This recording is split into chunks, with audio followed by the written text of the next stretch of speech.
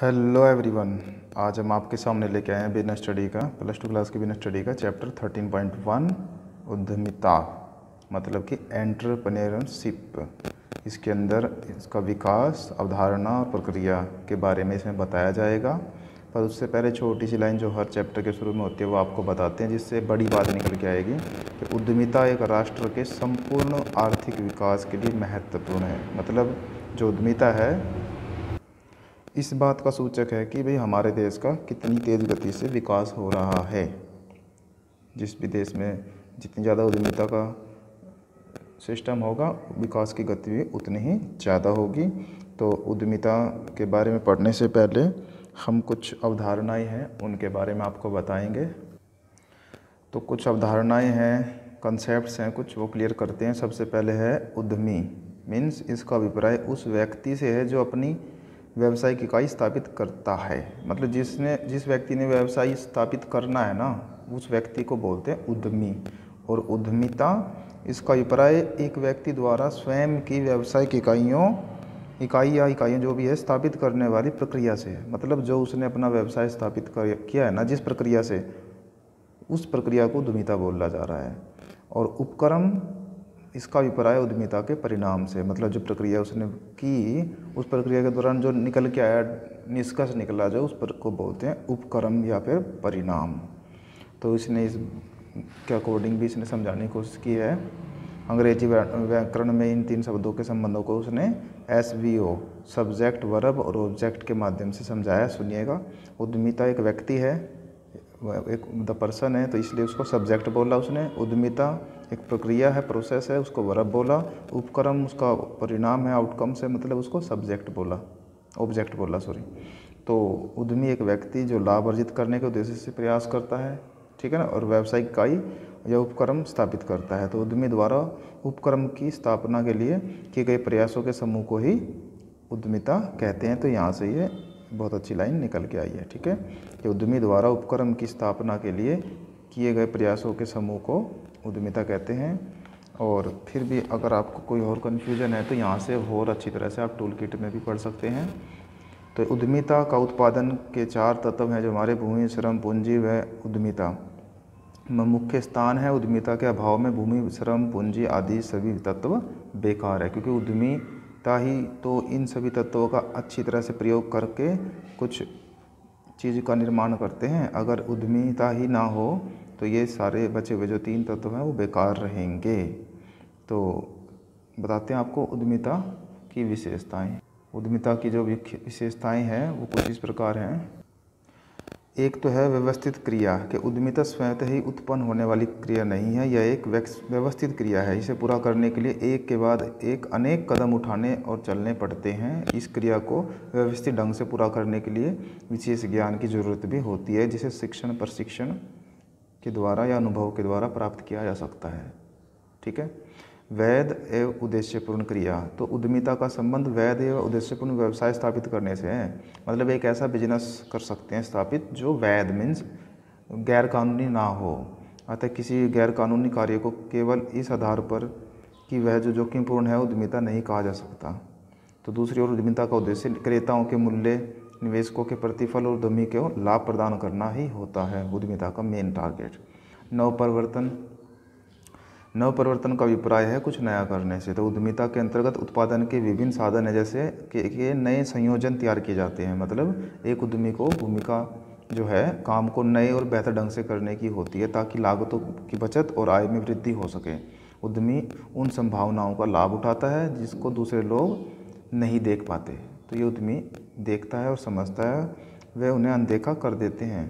तो जो भी नई तकनीक है, नए उत्पाद है, नया कच्चे माल है, नए बाज़ार हैं, नई मार्केटिंग की मेथड हैं, साथ बाज़ार में उतरता है, तो ये सब नवपरिवर्तन के ही उदाहरण हैं, ठीक है ना। उसके बाद उत्पादन का संगठन। उत्पादन का संगठन का मतलब है उद्यमिता के अंतर्गत तैयार माल निर्मित करने के लिए उत्पादन के विभिन्न साधनों का प्रयोग किया जाता है। उद्यमी एक विचारक, मतलब गुणवान व्यक्ति है एक उद्यमी, और जो अवसरों को खोजेगा, अच्छा अवसर ढूंढेगा और उनका लाभ उठाएगा। तो जब उद्यमी उत्पादन के साधनों की आवश्यकता, उपलब्धता और उनके बेहतर उपयोग को सुनिश्चित करता है, तो इसे उत्पादन का संगठन कहा जाता है। मतलब सारी बातें सोच के वो फाइनल करता है। उसके बाद है जोखिम उठाना।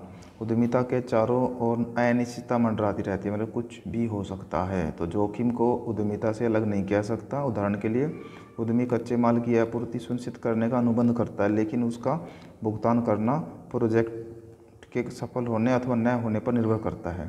तो इसी प्रकार उद्यमी उपक्रम को लाभ अधिक कमाने के उद्देश्य से स्थापित करता है, लेकिन हानि की संभावना को भी नकारा नहीं जा सकता, इसलिए जोखिमपूर्ण होता है। ये थी आपकी उद्यमिता की विशेषताएं जो कि आपको समझ आई होंगी।